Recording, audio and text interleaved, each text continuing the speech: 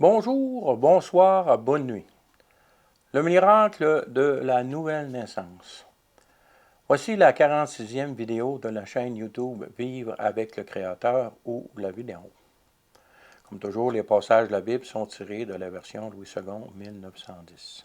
Nous avons vu dans les vidéos précédentes qu'il y a une bonne nouvelle pendant le temps de la grâce qui est encore présent en ce moment sur terre. Il est donc possible de voir le royaume en devenant enfant de Dieu selon les deux textes suivants. Le premier texte nous parle de ce qui doit arriver à une personne humaine pour devenir enfant de Dieu et du moyen par lequel cela devient possible. Le deuxième nous parle du pourquoi cela est devenu possible. Lisons le premier texte, Jean 3, versets 1 à 21. Mais il y eut un homme d'entre les pharisiens nommé Nicodème, un chef des Juifs, qui vint, lui, auprès de Jésus de nuit, et lui dit, « Rabbi, nous savons que tu es un docteur venu de Dieu, car personne ne peut faire ces miracles que tu fais si Dieu n'est pas avec lui. » Jésus lui répondit, « En vérité, je te le dis, si un homme ne naît de nouveau, il ne peut voir le royaume de Dieu. » Nicodème lui dit, « Comment un homme peut-il naître quand il est vieux? Peut-il entrer dans le sein de sa mère et naître? » Jésus répondit, en vérité, je te le dis, si un homme ne naît d'eau et d'esprit, il ne peut entrer dans le royaume de Dieu. Ce qui est né de la chair est chair, ce qui est né de l'esprit est esprit. Ne t'étonne pas de ce que je t'ai dit, il faut que vous naissiez de nouveau. Le vent souffle où il veut et tu en entends le bruit, mais tu ne sais d'où il vient ni où il va. Il en est ainsi de tout homme qui est né de l'esprit. Nicodème lui dit, « Comment cela peut-il se faire? » Jésus lui répondit, « Tu es le docteur d'Israël et tu ne sais pas ces choses? En vérité, je te le dis, nous disons ce que nous savons et nous rendons témoignage de ce que nous avons vu. Et vous ne recevez pas notre témoignage. Si vous ne croyez pas quand je vous ai parlé des choses terrestres, comment croirez-vous quand je vous parlerai des choses célestes? Personne n'est monté au ciel si ce n'est celui qui est descendu du ciel, le Fils de l'homme qui est dans le ciel. » Nous avons ici ce qui doit arriver à un homme afin qu'il puisse voir le royaume de Dieu. Les versets qui suivent nous montrent que par quel moyen maintenant on peut devenir enfant de Dieu par la nouvelle naissance. Et Moïse, verset 14, on continue, « Et comme Moïse éleva le serpent dans le désert, il faut que de même que le Fils de l'homme soit élevé, afin que quiconque croit en lui ait la vie éternelle. Car Dieu a tant aimé le monde qu'il a donné son Fils unique, afin que quiconque croit en lui ne périsse point, mais qu'il ait la vie éternelle. » Dieu, en effet, n'a pas envoyé son Fils dans le monde pour qu'il juge le monde, mais pour que le monde soit sauvé par lui. Celui qui croit en lui n'est point jugé, mais celui qui ne croit pas est déjà jugé, parce qu'il n'a pas cru au nom du Fils unique de Dieu. Et ce jugement, c'est la lumière étant venue dans le monde, les hommes ont préféré les ténèbres à la lumière, parce que leur œuvre était mauvaise. Car quiconque fait le mal est la lumière et ne vient point à la lumière, de peur que ses œuvres ne soient dévoilées. Mais celui qui agit selon la vérité vient à la lumière, afin que ses œuvres soient manifestées par elle, parce qu'elles sont faites en Dieu. Donc, c'est le sacrifice de Dieu, de son Fils sur la croix, qui est le moyen par lequel nous pouvons devenir enfants de Dieu et accéder à la nouvelle naissance. Le deuxième texte affirme, donc Jean chapitre 1, versets 1 à 13, « Au commencement était la parole, et la parole était avec Dieu, et la parole était Dieu. Elle était au commencement avec Dieu. Toutes choses ont été faites par elle, et rien de ce qui n'a été fait sans elle. En elle était la vie, et la vie était la lumière des hommes. La lumière, lui, dans les ténèbres ne l'ont point reçue. Il y eut un homme envoyé de Dieu, son nom était Jean. Il vint pour servir de témoin, pour rendre témoignage à la lumière, afin que tous crussent par lui. Il n'était pas la lumière, mais il parut pour rendre témoignage à la lumière. Cette lumière était la véritable lumière qui, en venant dans le monde, éclaire tout homme. Elle était dans le monde, et le monde a été fait par elle, et le monde ne l'a point connue. Elle est venue chez les siens, et les siens ne l'ont point reçue. Mais à tous ceux qui l'ont reçue, à ceux qui croient en son nom, elle a donné le pouvoir de devenir enfants de Dieu, lesquels sont nés non du sang, ni de la volonté de la chair, ni de la volonté de Dieu, mais de Dieu. Donc, le premier texte nous dit comment, qu'est-ce qui doit arriver à un homme pour pouvoir connaître le royaume. Et il continue en donnant le moyen, c'est-à-dire le sacrifice de Jésus sur la croix, c'est-à-dire Dieu a donné son propre Fils afin que cela devienne possible.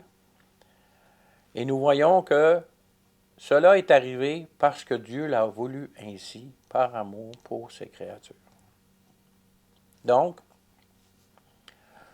nous avons vu le quoi, le moyen du quoi et le pourquoi du quoi. La question qui vient, c'est le comment du quoi.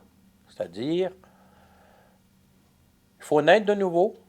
Pour naître de nouveau, ça prend le sacrifice de Jésus-Christ sur la croix. Ça a été voulu par Dieu le Père de toute éternité. Mais comment cela se produit-il dans la vie de tout être humain? Tout ce que ces textes nous disent à ce sujet du comment, c'est que c'est par l'Esprit de Dieu que le quoi se produit. Donc, c'est comment cela se produit, c'est par l'action de l'Esprit de Dieu, l'Esprit Saint. Nous devons humblement accepter que ce comment, de ce que l'Esprit de Dieu fait, par sa puissance, et ce qu'il fait est vraiment hors de notre domaine de la compréhension humaine. C'est ici où cela devient nécessaire de croire ce que Dieu dit, parce qu'il est impossible que Dieu mente. C'est cette partie que nous devons qualifier de miracle, car c'est vraiment hors de notre portée. Ce qui est bien avec le miraculeux aussi, c'est que nous n'avons pas besoin de comprendre, de savoir comment ça se fait pour bénéficier du miracle qui nous est offert, donc la nouvelle naissance. Il faut croire Dieu, tout simplement. Plusieurs fois dans mes vidéos, je vous encourage à vous repentir de votre vie loin de Dieu et à faire l'échange de votre vie imparfaite qui en résulte avec la vie parfaite de Jésus le Christ. En effet, Jésus paya par son sacrifice à la croix le prix requis des transgressions, que l'on nomme péché, tous ces manques d'amour qui vous séparent de votre Créateur. Il vous sépare aussi de ces autres créatures. Le manque d'amour, le péché crée des divisions, des murs, des chicanes, plein de choses. En plus de nous séparer de Dieu, il peut aussi nous séparer des autres êtres humains qui nous entourent. Quand vous prenez la décision de faire cette démarche, il en résulte la nouvelle naissance, ce miracle merveilleux qui fait de vous un citoyen du royaume éternel de Dieu. Ce qui vient cependant avec une nouvelle citoyenneté, ce sont aussi les responsabilités et les lois qui constituent l'identité de ce royaume. Pour devenir citoyen du royaume, il faut premièrement que vous le vouliez. Ensuite, le miracle de la nouvelle naissance doit être accompli par l'Esprit Saint en vous, car il vous est impossible de le faire par vous-même. Une fois devenu citoyen, c'est toujours par l'exercice de votre volonté qu'il vous faut devenir un bon citoyen de ce nouveau royaume auquel vous appartenez maintenant. Si on comprend bien la situation ici, on comprend que pour devenir citoyen, ça prend le miracle, donc c'est impossible. Mais pour profiter du miracle, il faut premièrement désirer devenir citoyen. Donc, l'homme choisit de devenir citoyen, l'Esprit Saint fait le miracle de la nouvelle naissance, vous êtes maintenant citoyen. Ce n'est pas par l'accomplissement de la loi donnée qu'on peut devenir citoyen, c'est une grâce, c'est un miracle, ça a pris le sacrifice de Jésus-Christ sur la croix pour que l'Esprit Saint puisse accomplir ce miracle en nous. Cependant, une fois devenu citoyen, votre citoyenneté n'est plus remise en question, mais vous devez agir en bon citoyen. Et c'est là que vous devrez pratiquer la loi. Mais vous ne serez plus seul, parce que c'est impossible d'accomplir la loi de Dieu par nos forces, mais par la loi, par la puissance de l'Esprit de Dieu en nous, cela devient possible. La grande problématique pour les enfants de Dieu, c'est que nous devenons citoyens du royaume, tout en continuant d'habiter dans ce royaume terrestre où règne la loi du péché. C'est ce que Paul nous dit dans Romains 7, versets 22 à 25, Car je prends plaisir à la loi de Dieu selon l'homme intérieur, donc c'est le désir de l'enfant de Dieu de vivre la vie du royaume. Verset 23. Mais je vois dans mes membres une autre loi qui lutte contre la loi de mon entendement, donc de ma décision, et qui me rend captif de la loi du péché qui est dans mes membres. Misérable que je suis, qui me délivrera du corps de cette mort? Grâce soit rendue à Dieu par Jésus le Christ, notre Seigneur. Ainsi donc moi-même je suis, par l'entendement, donc par ma propre volonté, esclave de la loi de Dieu, parce que l'Esprit Saint a accompli la nouvelle naissance en moi et que je suis devenu citoyen du royaume. Et que je suis, le verset continue, par la chair esclave de la loi du péché, parce qu'on est encore dans ce monde avec notre nature pécheresse attachée à nous. Nous voyons donc ici clairement la situation dans laquelle se retrouve l'enfant nouvellement venu au monde dans le royaume de Dieu. Cet état des choses est la garantie qu'il y a conflit intérieur inévitable pour ce nouveau-né. Au verset 25, l'action de grâce énoncée donne la source de l'espérance de la délivrance possible et heureusement, comme nous allons lire plus tard, le texte continue au chapitre 8. Mais ce verset dit « Grâce soit rendue à Dieu par Jésus-Christ notre Seigneur » qui est en fait la solution. Donc le chapitre 8 continue. Romains 8, versets 1 à 4.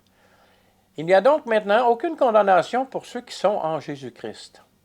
Donc, on voit ici qu'une fois la citoyenneté acquise, nous faisons partie du royaume. Donc, ce qui s'ensuit après, c'est juste une croissance dans l'accomplissement de la nouvelle nature que nous venons de recevoir à la nouvelle naissance. Verset 2 continue. En effet, la loi de l'esprit de vie en Jésus-Christ, donc la vie, la nouvelle naissance, qui a été créée par l'Esprit Saint en nous, donc, en Jésus-Christ, m'a affranchi de la loi du péché et de la mort. Donc, la loi du péché et de la mort n'a plus d'emprise sur moi. Verset 3 nous dit pourquoi. Car chose impossible à la loi, parce que la chair la rendait sans force. Dieu a condamné le péché dans la chair en envoyant, à cause du péché, son propre Fils dans une chair semblable à celle du péché. Et cela afin que la justice de la loi fût accomplie en nous, qui marchons non selon la chair, mais selon l'esprit. Fait qu'on voit ici le combat de toute personne qui naît de nouveau. C'est qu'elle a le désir, elle a la puissance de l'esprit maintenant, de la nouvelle naissance en elle, de marcher en obéissance à la loi. Mais ce n'est pas l'obéissance à la loi qui l'amène dans le royaume. C'est la nouvelle naissance, c'est le miracle, c'est le sacrifice de Jésus-Christ. Mais une fois né de nouveau, le désir est là de marcher selon la loi. Donc ce passage confirme au verset 1, sans l'ombre d'un doute, que la nouvelle citoyenneté du royaume nous assure la délivrance complète et définitive de la loi du péché. Verset 1 qui dit, « Il n'y a donc maintenant aucune condamnation pour ceux qui sont en Jésus-Christ. » Les versets 2 à 4 nous donnent le processus, parce que c'est un processus ici qu'il est question, et la condition essentielle pour que cette délivrance s'accomplisse normalement pendant notre vie terrestre. La condition essentielle, c'est la nouvelle naissance. C'est ce miracle accompli par l'Esprit Saint lorsque nous voulons nous détourner de notre vie de péché pour vivre la loi du royaume, la vie du royaume. Et le processus, c'est un processus qui s'accomplit pendant notre vie sur terre ici, jusqu'à notre mort.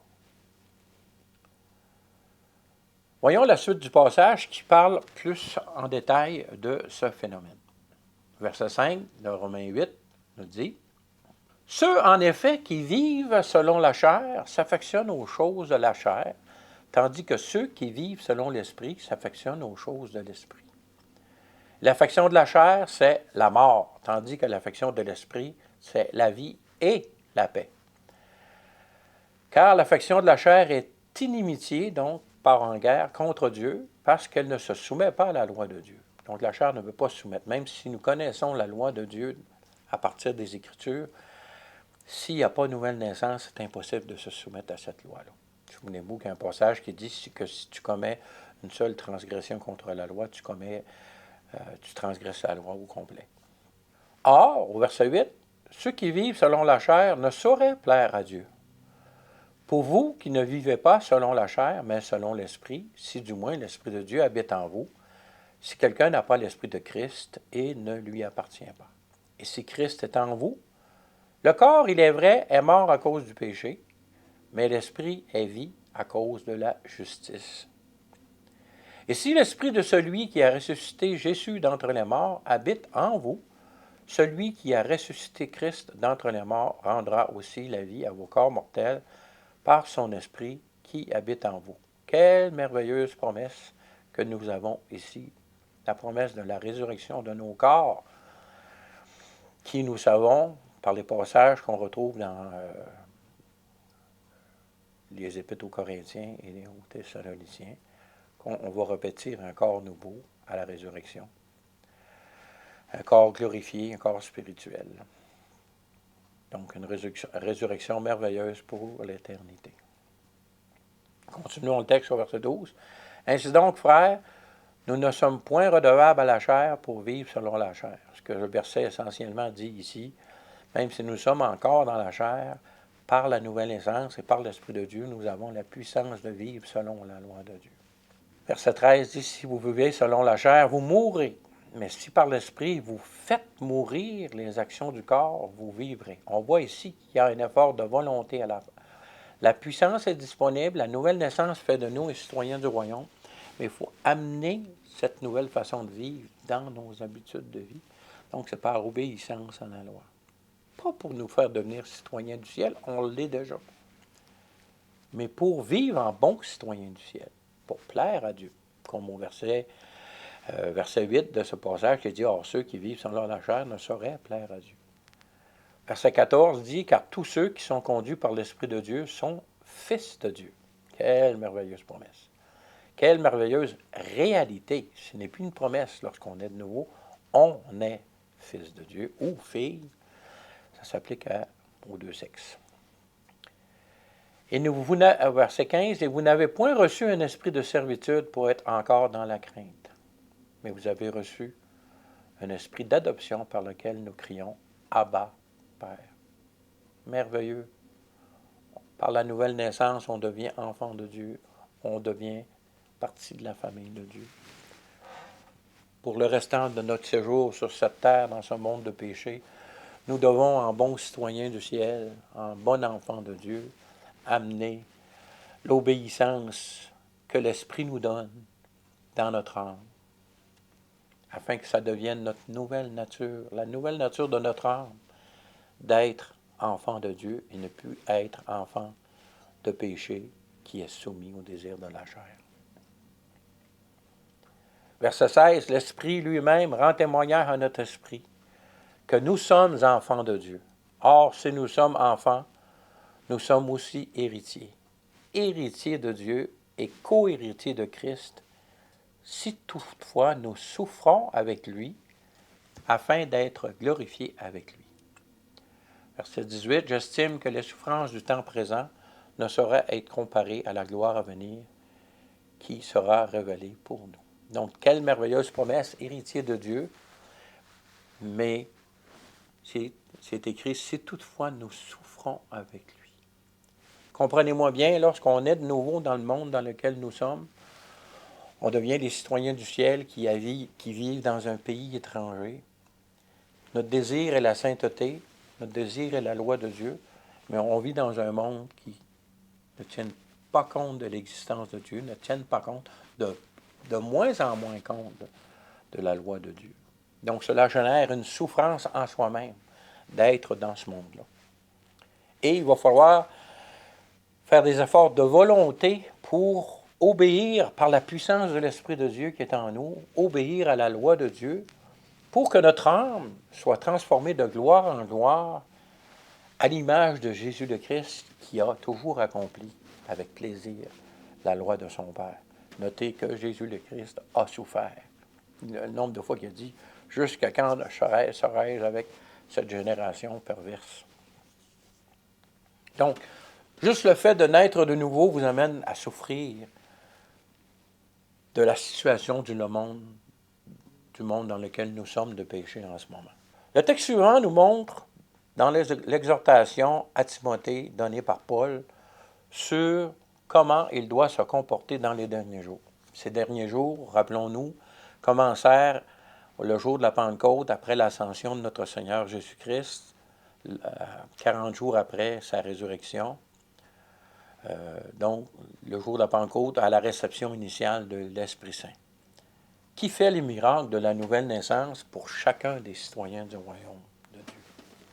Comprenez qu'avant Jésus-Christ, ceux qui avaient la foi espéraient pouvoir devenir citoyens du royaume, mais ça leur était impossible, et c'est impossible non plus parce que le sacrifice pour les péchés n'avait pas été accompli, le sacrifice d'expiation. Lorsque Jésus a accompli ce sacrifice d'expiation, alors la nouvelle naissance devient possible et on peut maintenant être citoyen du ciel sur cette terre. Avant le sacrifice pour le péché, l'Esprit de Dieu venait sur les gens et leur communiquait un message, leur donnait une force temporaire. Alors que la situation de l'enfant de Dieu est vraiment extraordinaire puisqu'on a l'Esprit de Dieu en nous. C'est pour ça que Jésus, à un moment donné, dit « Alors que le plus petit des citoyens du royaume des cieux est plus grand que Jean le Baptiste. » Pourquoi? Parce que Jean le Baptiste était prophète et avait l'Esprit qui venait sur lui, il pouvait prophétiser, il pouvait dire des paroles au nom de l'Esprit qui l'inspirait. Alors que chaque enfant de Dieu naît de nouveau dans le royaume, devient partie intégrante de la famille de Dieu. Alors tous ces gens-là de l'Ancien Testament qui espéraient dans le salut en Jésus-Christ, sans savoir que c'était le salut en Jésus-Christ, bien, ils vont l'obtenir lorsqu'ils vont être ressuscités juste avant le 1000 ans. Alors que pour nous, enfants de Dieu qui sommes en Christ, c'est maintenant que ça se vit. Donc, regardons au texte de 2 Timothée 4, versets 1 à 8. « Je t'en conjure devant Dieu et devant Jésus-Christ qui doit juger les vivants et les morts au nom de son apparition et de son royaume. » Il va y avoir le jugement des injustes, mais il va y avoir le tribunal de Christ aussi, parce que nous devons rendre compte de tout ce que nous aurons fait en tant qu'enfants de Dieu sur cette terre. C'est ce qu'on appelle le tribunal de Christ. Ce n'est pas un jugement qui dit « tu vas être sauvé, tu ne seras pas sauvé », puisqu'il n'y a aucune condamnation pour ceux qui sont en Jésus-Christ. Donc, notre situation est réglée. Sauf que les récompenses que nous obtiendrons vont directement être reliées à la qualité de notre obéissance à la loi de Dieu, rendue possible par la présence de l'Esprit en nous. Encore là, c'est par l'effort de notre volonté qu'on se soumet à cette loi et qu'on obéit. Notre volonté doit être présente, mais la puissance nécessaire vient de l'Esprit Saint en nous, qui nous est conféré à notre nouvelle essence et qui est renouvelé constamment parce que l'Esprit de Dieu est vivante et l'onction est renouvelée constamment. C'est un fleuve d'eau vive qui coule de notre sein pour encourager les gens qui nous entourent, puis nous, par le fait même. Donc, verset 2, « Prêche la parole, insiste en toute occasion, favorable ou non, reprend, censure, exhorte, avec toute douceur et en instruisant. » Souvenez-vous que la grande commission de l'Église, c'est de répandre la bonne nouvelle de Jésus le Christ, qu'on peut devenir enfant de Dieu par son sacrifice et par la réception de l'Esprit Saint. À partir du moment que la terre, les habitants de la terre ne recevront plus ce message, l'utilité de l'Église, donc le corps de Christ sur cette terre, il n'y en aura plus d'utilité, parce que les gens n'écouteront plus la parole. C'est à ce moment-là que la colère de Dieu, le jugement de Dieu va tomber sur l'humanité. Puis pour que ce processus arrive, le corps de Christ, l'Église, va être enlevé, étant donné qu'elle sera inutile, étant donné que son message ne sera plus écouté par aucun habitant des habitants de la terre. Verset 3 nous dit, « Car il viendra un temps où les hommes ne supporteront pas la saine doctrine, mais ayant la démangeaison d'entendre des choses agréables, ils se donneront une foule de docteurs selon leurs propres désirs, détourneront l'oreille de la vérité et se tourneront vers les fables. Mais toi, sois sobre en toutes choses, supporte les souffrances, fais l'œuvre d'un évangéliste, remplis bien ton ministère. » L'œuvre d'un évangéliste, c'est répandre la bonne nouvelle, qui est la grande commission pour tout enfant de Dieu, peu importe ta situation dans le royaume des cieux. C'est la responsabilité de chaque citoyen du royaume de Dieu. Verset 6, Paul dit, « Car pour moi, je sers déjà de libation et le moment de mon départ approche. » Paul savait qu'il était proche d'être exécuté par les autorités en place à Rome à ce moment-là. Et il finit par cette grande affirmation, « J'ai combattu le bon combat, j'ai achevé la course, j'ai gardé la foi. » Tu es citoyen, mais tu dois garder la foi. Plus tu vas obéir à la loi de Dieu en tant que citoyen dans le royaume de Dieu, plus tu vas être fort dans le combat de la foi. Si tu ne vis pas la vie d'un citoyen, tu perds la reconnaissance en toi-même de ta citoyenneté. Donc, c'est important d'obéir à la loi de Dieu depuis que tu es né de nouveau, parce que c'est le gage de ta citoyenneté. Comme Jacques dit, montre-moi ta foi par les œuvres. Parce que quand tu as la foi, nécessairement les œuvres suivent, pas pour être sauvé, mais parce que tu es sauvé. Pourquoi vous dis-je toutes ces choses? C'est pour que les personnes qui deviendront enfants de Dieu à la suite des visionnements de mes vidéos, que ces personnes ne soient pas surprises par les différentes épreuves qui leur arriveront résultantes de la guerre spirituelle dans laquelle est engagé tout enfant de Dieu à partir du moment de sa nouvelle naissance. En effet, lorsque tu nais de nouveau, avant, comme Jean 3, le chapitre 3 nous le dit, avant de devenir enfant de Dieu, tu es déjà condamné.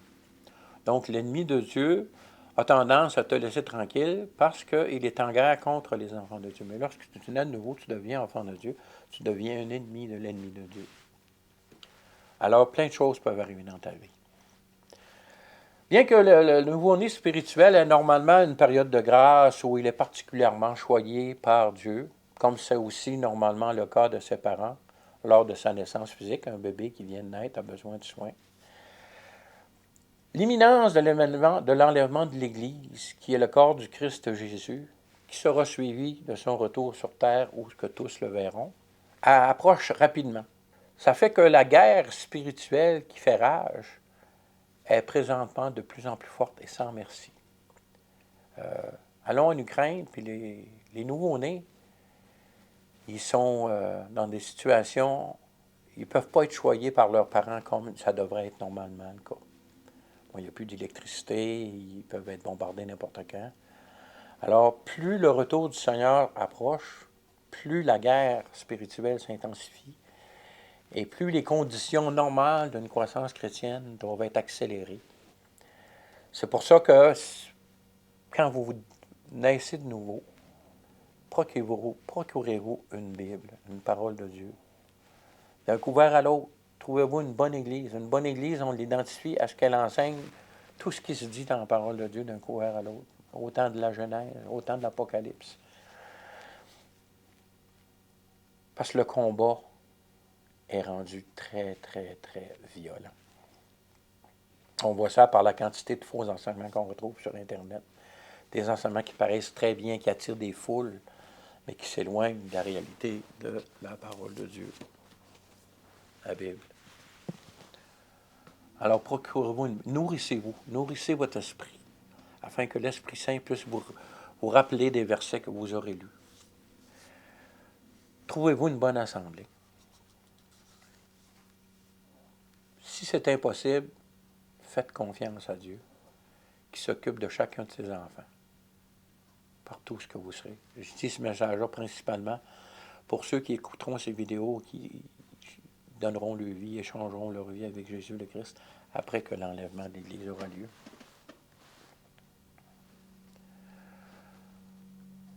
Si vous voulez avoir plus de détails en ce qui concerne l'enlèvement de l'Église, vous pouvez aller voir ma vidéo numéro 12 de la chaîne, de cette chaîne, qui est la première vidéo d'une série de 8 qui sont intitulées « Ligne de temps des temps de la fin de 2002 à l'éternité ». Pour terminer cette vidéo, je vais vous laisser sur un texte plein de vérité et d'espoir. Allons à Jean 16, l'Évangile de Jean, chapitre 16, versets 22 à 33. Vous donc aussi, vous êtes maintenant dans la tristesse. Le contexte ici, c'est juste avant que Jésus soit crucifié, il avise que ces choses-là vont arriver. Il avise ses apôtres que ces choses-là vont arriver. Vous donc aussi, vous êtes maintenant dans la tristesse, mais je vous reverrai, et votre cœur se réjouira, et nul ne vous ravira votre joie. Quand le Seigneur va revenir, ça va être réglé. En ce jour-là, vous ne m'interrogerez plus sur rien. En vérité, je vous le dis, ce que vous demanderez au Père, il vous le donnera en mon nom. Jusqu'à présent, vous n'avez rien demandé en mon nom. Demandez et vous recevrez, afin que votre joie soit parfaite. Parenthèse ici, on doit demander au Père. Quand on parle dans le nom de Jésus, pour pouvoir demander des choses au Père, il faut être né de nouveau. Donc, c'est par l'œuvre de Jésus-Christ qu'on reçoit l'Esprit, qu'on est de nouveau.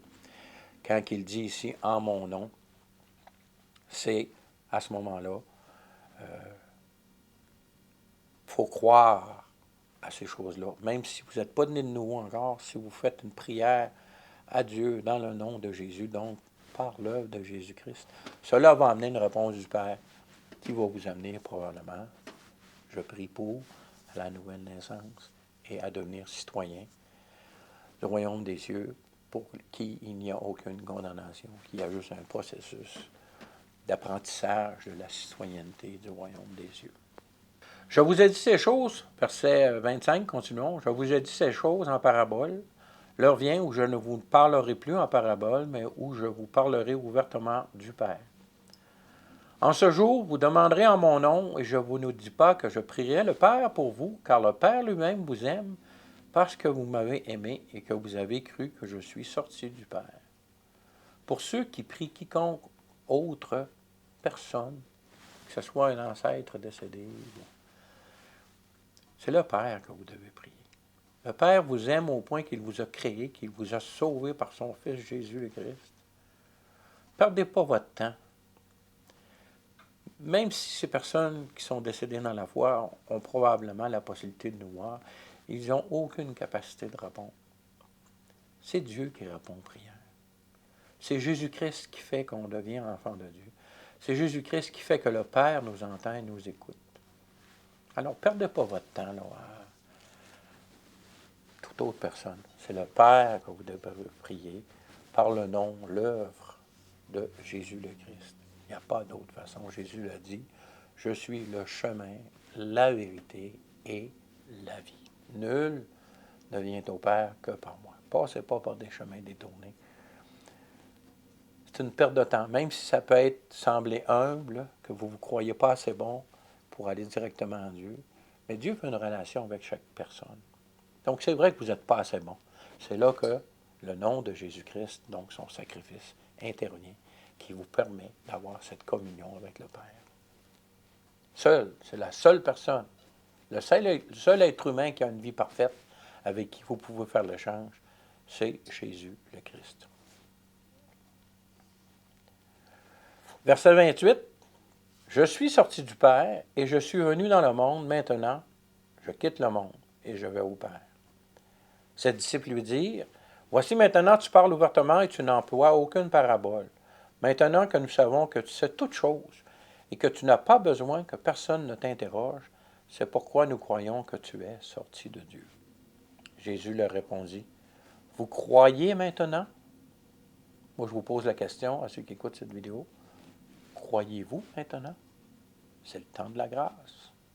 C'est encore le temps de la grâce. Verset 32. « Voici l'heure vient, elle est déjà venue, où vous serez dispersés chacun de ce côté. Et vous me laisserez seul, mais je ne suis pas seul, car le Père est avec moi. » Et dernier verset 33, très encourageant comme parole. « Je vous ai dit ces choses afin que vous ayez la paix en moi. » C'est Jésus qui parle. Ce n'est pas Benoît Grondin, c'est Jésus. Donc, je vous ai dit ces choses afin que vous ayez la paix en moi. Vous aurez des tribulations dans le monde, mais prenez courage, j'ai vaincu le monde. Promesse de souffrance lorsqu'on devient enfant de Dieu. Promesse de tribulation, c'est la guerre. Mais les promesses de la vie éternelle, du corps glorifié, du service de Dieu pour l'éternité, dans la joie, dans la paix. récompense pour toutes ces choses que vous devrez vivre sur cette terre en tant que citoyen du ciel dans un autre pays. Sur ce, je vous dis, soyez bénis. À la prochaine, si Dieu le veut.